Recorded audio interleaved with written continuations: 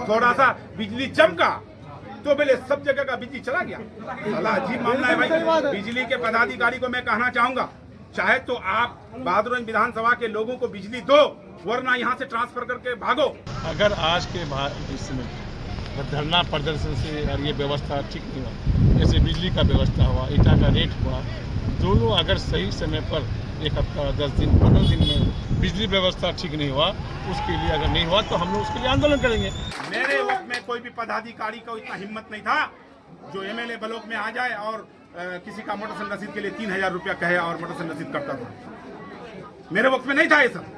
सरकार को हम लोग चेतावनी दे रहे हैं कि आप इस तंत्र को सही कीजिए, बिजली का व्यवस्था सही कीजिए, लोगों को बिजली पहुंचाइए, वरना हम लोग अभी ये धरना की शुरुआत है, हम लोग हर प्रखंड में धरना देंगे और बड़ा जन सैलाब हम लोग जिला हेडक्वार्टर में करेंगे। 2005 में कोई भी गांव में बिजली नहीं था, कोई भी गांव में रोड नहीं था और ईटा का रेट 4 से 5000 था। 2020 में 6000 ईटा का रेट था। रेट बढ़ा है 2020 के बाद। लोग अगर सवाल करता है तो हमसे मुखातिब करे, बहस करे हमसे। तुम फाइन अगर किसान पर करोगे तो भट्टा मालिक पर भी ये करना पड़ेगा, FIR करना पड़ेगा। नहीं तो हम लोग एक देश एक दोहरी नीति हम लोग चलने नहीं देंगे। कोई भी किसान को अगर माइनिंग वाला डिस्टर्ब करने के लिए आया, हमको फोन करे, हम उस माइनिंग वाला को वही नापेंगे, उसको कान पकड़ेंगे माइनिंग वाला का। भट्टा वाला के यहाँ चलो, तुम देखो कहाँ से ये मिट्टी आता है, तुम्हारा बाप के घर से आता है मिट्टी। ईटा का रेट कम हो और कोई भी ईट भट्टा मालिक जो है लोकल लेबर से नहीं काम कराता है और कोई भी भट्टा गांव के बगल से दूर में नहीं है, जबकि नियम अनुसार 1.5 किलोमीटर गांव से दूर रहना चाहिए, या नहीं तो आज जो हमारा नस्ल और फसल दोनों बर्बाद हो रहा है। आम में कीड़ा हो रहा है, कटहल का जो है वो छोटा छोटा हो रहा है और यहाँ क्या कहते हैं कि ये ऑक्सीजन लेवल जो कम हो गया है, प्रदूषण जिसको बोलते हैं, उसके वजह से हमारा यहाँ तराक फराक जिसको हम लोग सुरजापुरी में बोलते हैं, हार्ट अटैक से मर जाता है और क्या कहते हैं लू लग जाता है और धूप के कारण मर जाता है। तो ये जो है नस्ल और फसल दोनों बर्बाद कर दिया है ये भट्टा मालिकों ने।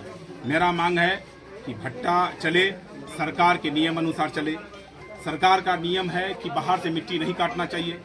जितना भट्टा बहादुरगंज में है सारे भट्टा बाहर से मिट्टी काटते हैं और बिहार सरकार का नियम है कि नगर निगम में कोई भी नगर निगम में भट्टा नहीं होना चाहिए। बहादुरगंज प्रखंड में जो नगर है, इस नगर में 17 भट्टा है। आखिर किस हिसाब से उसको लाइसेंस मिला और कौन पदाधिकारी इसको लाइसेंस दिया, इस पर कार्रवाई होना चाहिए। और जो सबसे बड़ा मुद्दा है, ईटा का रेट कम हो। जब तक ईटा का रेट कम नहीं होगा तब तक हम लोग पीछे नहीं हटेंगे। आम नागरिक रोड पर उतर जाएगा। सिर्फ तौसीफ आलम का बात नहीं है, यहाँ पूरे विधानसभा का बात नहीं है, पूरे जिला का बात नहीं है, कोसरी कमिश्नरी का बात है।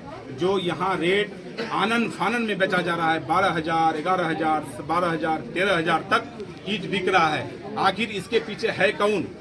कोसी कमिश्नरी में जो माफिया चला रहा है, माफिया तंत्र, ईट भट्टा लोग एक संगठन बना करके एक अवैध वसूली कर रहा है। कोई रेट पूछने जाइए तो कोई रेट नहीं है। आप ईटा खरीदने के लिए जाइए तो चालान में सिर्फ ईटा का संख्या लिखा जाता है, 1000 ईटा या 1500 ईटा कोई भी ट्रैक्टर में, यानी कोई भी रेट बैठाया नहीं जाता है। मेरा मांग है कि हर चालान में रेट बैठाया जाए ताकि जीएसटी जो हो वो सरकार के खाते में जाए। ये तो डायरेक्ट जीएसटी चोरी हो रहा है, ये माइनिंग जीएसटी चोरी करा रहा है। मेरा आरोप है कि माइनिंग सारे भट्टा, लगभग 600 भट्टा किसान जिला में है, सारे भट्टा से मंथली लेकर के भट्टा वाला का साथ दे करके मनमानी रेट में ईट बेचवा रहा है। लेकिन विधायक जी, जो प्रधानमंत्री आवास है उसमें ईटा के साथ साथ सीमेंट और रड भी लगता है, तो सिर्फ आवास ईटा पे ही क्यों, सीमेंट और रड पे क्यों नहीं?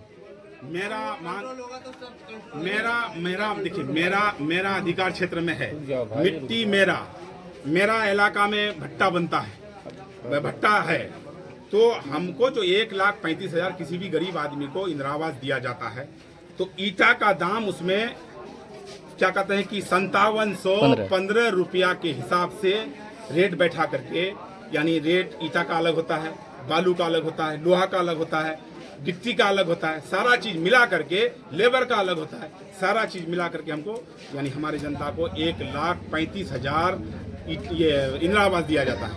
तो जो आदमी को एक क्या कहते हैं 5715 रुपया के हिसाब से पैसा दिया जा रहा है और यहाँ हम 12,000 रुपया से 11,000 रुपया में या 12,000 में अगर ईटा लेंगे तो वो 1,35,000 में मेरा इंदिरा आवास उठेगा। सवाल ये है कि इंदिरा आवास बहुत सब क्या होता है कि छत लेवल तक भी नहीं पहुंचता है, पैसा खत्म हो जाता है क्योंकि सिस्टम में भी जाता है और रेट अनाप शनाप लेता है लोग, और पदाधिकारी लास्ट में क्या करता है ग्रामीण में जिसके नाम पर इंदिरा आवास होता है उसके नाम पर चाहे तो FIR कर देता है या उसको नोटिस दे देता है कि इतना दिन के अंदर घर उठाओ या नहीं तो तुम्हारे ऊपर FIR होगा। तो मेरा कहने का मतलब है कि आप एक तरफ रिकवरी के लिए चिट्ठी भेजते हैं और दूसरी तरफ आप मनमानी रेट में ईटा और बालू सीमेंट खरीदना पड़ता है। तो इसमें भी देखिए ना, एक तरफ टोपी लगा करके कहिएगा कि हम शुद्धिकरण है तो नहीं होगा, आपको शुद्धिकरण सब में करना पड़ेगा, ईटा का रेट में भी करना पड़ेगा। और भट्टा का जो गलत लाइसेंस दिए हैं नगर में, आप 17 भट्टा का जो बहादुर नगर में जो दिए, कैसे दिए, किस कानून के तहत दिए, और मिट्टी जो बाहर से लाते हैं ये किस कानून पर आता है। हमारा देहाती क्षेत्र में कोई आदमी अगर 1 टेलर ईटा या 1 टेलर मिट्टी काटने के लिए जाता है तो माइनिंग थाना प्रभारी को ले आकर के पहुंचा करके टेलर को सीज करता है, गाड़ी को सीज करता है, चालान काटता है, मनमाने इस माइनिंग 1 लाख 1.5 लाख फाइन करता है। तो तुम ये किसान के लिए अलग कानून, भट्टा वाला के लिए अलग कानून, तुम फाइन अगर किसान पर करोगे तो भट्टा मालिक पर भी ये करना पड़ेगा, FIR करना पड़ेगा। नहीं तो हम लोग एक देश एक दोहरी नीति हम लोग चलने नहीं देंगे। कोई भी किसान को अगर माइनिंग वाला डिस्टर्ब करने के लिए आया हमको फोन करे, हम उस माइनिंग वाला को वही नापेंगे, उसको कान पकड़ेंगे माइनिंग वाला का, भट्टा वाला के यहाँ चलो तुम देखो कहाँ से ये मिट्टी आता है, तुम्हारा बाप के घर से आता है मिट्टी ना, तुम जहाँ से लाइसेंस देते हो वहाँ से मिट्टी काटना पड़ेगा, माइनिंग को जवाब देना पड़ेगा।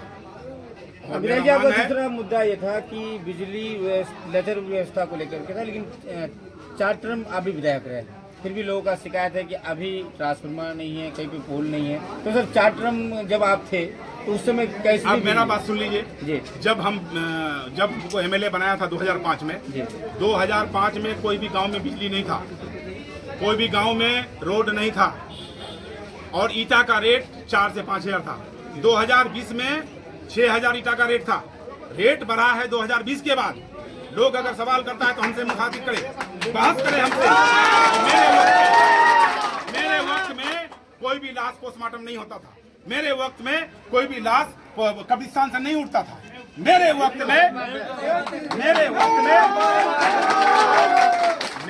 में कोई भी पदाधिकारी को इतना हिम्मत नहीं था जो MLA ब्लॉक में आ जाए और किसी का मोटरसाइकिल रसीद के लिए 3,000 रुपया कहे और मोटरसाइकिल रसीद करता था।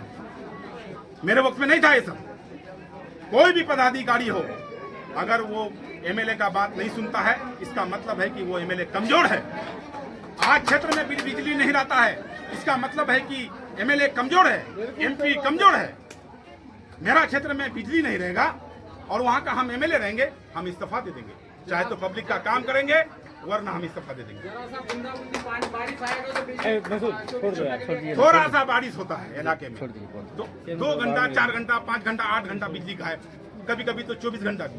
अगर रात में 7 बजे 8 बजे बारिश हो जाए तो दूसरे दिन 11 बजे बिजली आता है। क्या कर रहे हैं भाई? ठीक कर रहे हैं, काम कर रहे हैं। एलो सेटर ना सेलो सेटर क्या बोलता है वो बेले उड़ गया भी। थोड़ा सा बिजली चमका तो बेले सब जगह का बिजली चला गया। साला अजीब मामला है भाई।